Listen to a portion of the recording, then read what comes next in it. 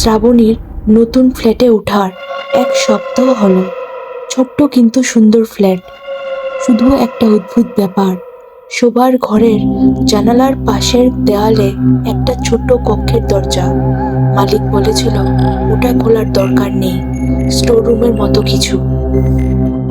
প্রথম কয়েকদিন সব স্বাভাবিক ছিল, কিন্তু একদিন রাতের দিকে শ্রাবণী অনুভব করলো দরজার ওপাশ থেকে ফিসফিস করে শব্দ আসছে, যেন কেউ ভেতর থেকে ডেকে বলছে, শ্রাবণী, দরজাটা খোলো।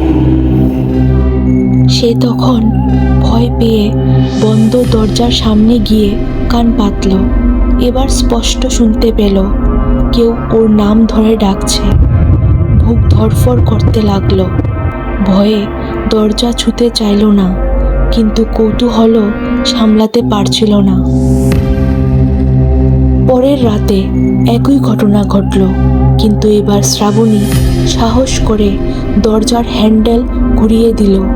দরজা খুলতেই কক্ষের ভেতর থেকে একটা তীব্র ঠান্ডা বাতাস বেরিয়ে এলো, সঙ্গে একটা ছায়ামূর্তি, যার মুখ নেই, চোখ নেই, কিন্তু তার অস্তিত্ব যেন সমগ্র ঘরটাকে ঢেকে ফেলল।